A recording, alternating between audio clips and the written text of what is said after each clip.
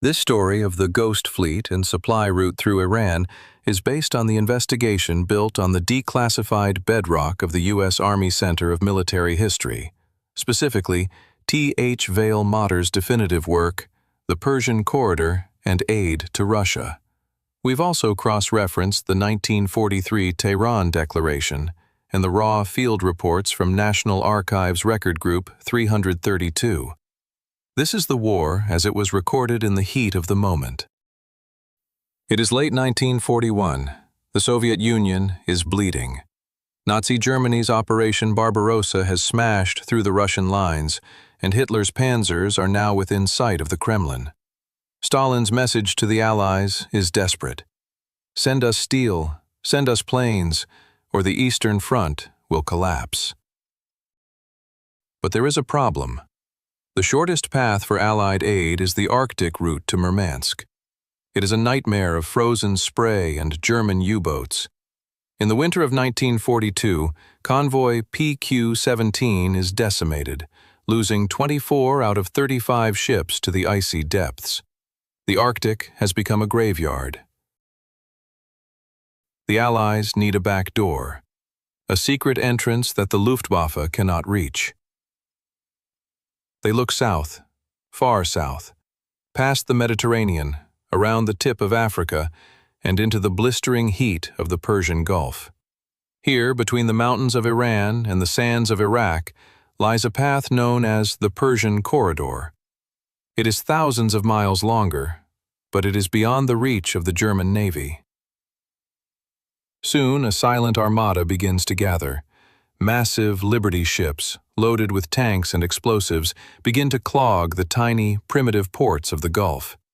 This is the beginning of the Ghost Fleet, a logistical miracle that would involve over 30,000 American soldiers and $1 billion in secret aid. But the desert is not a friendly host.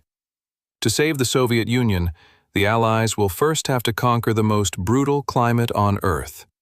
The Ghost Fleet has arrived, and the real battle is just beginning. It came time for the necessary invasion. By August 1941, the situation was critical. Iran was officially neutral, but its ruler, Reza Shah, was openly sympathetic to the Axis. Thousands of German agents were already on the ground, and the Allies couldn't risk a Nazi coup on Russia's doorstep. On August 25th, the silence was broken. 40,000 Soviet troops poured in from the north, while 19,000 British and Indian soldiers surged from the south. The resistance was brief. Iran's forces were no match for the combined might of two empires. Within weeks, the Shah was forced to abdicate his throne, leaving his son to govern a nation now under foreign occupation. The Allies didn't come to conquer, but they wouldn't leave until the war was won. Iran had become the essential fourth partner in a global struggle. To make the occupation legal, the Tripartite Treaty was signed in early 1942. It gave the British and Soviets unrestricted right to use Iran's railways, roads, and ports. This was the birth of the logistics machine. But the real weight of this operation would fall on the shoulders of a newcomer, the United States. Though not a signatory to the treaty, America became the engine of the corridor. In late 1941, the U.S. pledged a staggering $1 billion in aid to the Soviet Union. This wasn't just a loan, it was a lifeline of steel. While the Big Three, Roosevelt, Stalin, and Churchill, would later meet in Tehran to confirm Iran's independence, the Americans were already on the ground, turning the desert into a massive factory for victory. The legal path was clear, and the money was moving. But the physical reality was a nightmare. To deliver on their promise, the Allies would have to build a modern supply chain where none existed. The Ghost Fleet was about to face its greatest enemy, the geography of the desert itself. By mid-1942, the plan was working too well. While the American factories were churning out steel, the arrival of ships at the Persian Gulf was outstripping the ability to unload them. In the outer anchorages of the Gulf, a silent armada began to grow, the Ghost Fleet of Liberty ships, sitting motionless in the shimmering heat. It became known as the Great Wait. By January 1943, 16 out of 28 cargo ships lay idle for weeks because there simply weren't enough docks. Over 165,000 long tons of cargo were backed up, trapped in the holds of ships that were desperately needed elsewhere in the global war. The solution was an engineering miracle. At Khorramshahr, what had been a sleepy village with a single concrete wharf was transformed into a massive industrial hub. American engineers and civilian contractors from Folspan worked around the clock to build the Sentab jetty, a giant structure extending over 3,000 feet, capable of berthing 7 deep-water ships at once. But the greatest enemy wasn't the schedule, it was the climate. In the summer, the shade temperature at noon fluctuated between 120 and 140 degrees. Sunlight temperatures on the metal decks of the ships soared even higher. Men worked in a world of blinding dust storms and high humidity where tools could burn through gloves.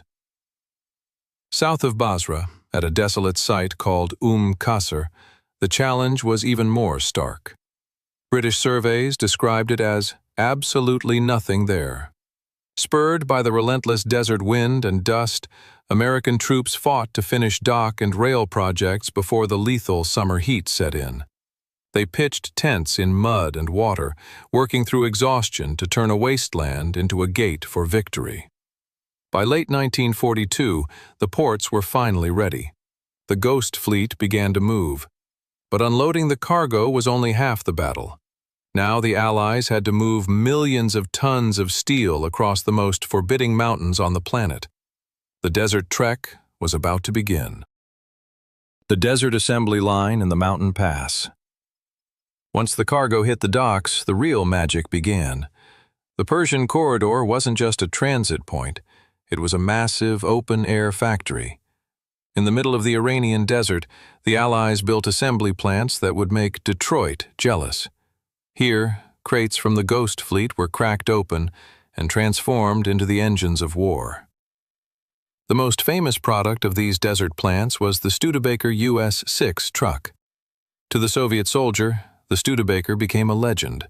It was rugged, reliable, and could handle the brutal Russian winter. Over 150,000 trucks were assembled here and driven north. These trucks didn't just carry food and ammo. They carried the famous Katyusha rocket launchers, the Stalin organs, that would eventually rain fire on Berlin. The assembly didn't stop at the ground. At airfields like Abadan, American and British technicians worked in the blistering sun to put together P-40 Warhawks and A-20 Havoc bombers.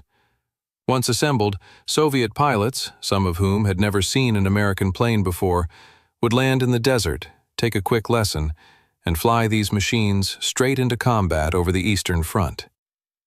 But the true backbone of the corridor was the Trans-Iranian Railway. This was a marvel of pre-war engineering that the Allies pushed to its absolute limit. To get from the Gulf to the Caspian Sea, trains had to climb from sea level to over 7,000 feet, crossing the jagged Alborz Mountains. They traversed hundreds of bridges and spiraling tunnels, hauling millions of tons of steel through some of the most difficult terrain on Earth.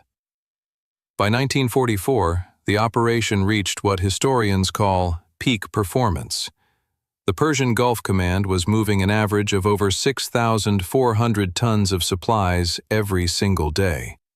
From canned Spam and boots to high-octane fuel and heavy tanks, the Ghost Fleet's cargo was now a flood tide that the German Wehrmacht could no longer stem. As the Soviet counteroffensive began to push the Nazis back, the importance of the Persian Corridor became undeniable. The Ghost Fleet had successfully bypassed the Arctic trap and delivered the knockout blow. But as the war neared its end, the world would have to reckon with the cost and the legacy of this desert miracle. The promise of Tehran and the Ghost's final sail. By the spring of 1945, the Nazi war machine was broken. The steel that had once sat in the holds of the Ghost Fleet was now rolling through the streets of Berlin. The Persian Corridor had achieved the impossible. delivering over 4.4 million tons of supplies that turned the tide of the greatest conflict in human history. But as the guns fell silent, the world turned its eyes back to the nation that made it possible.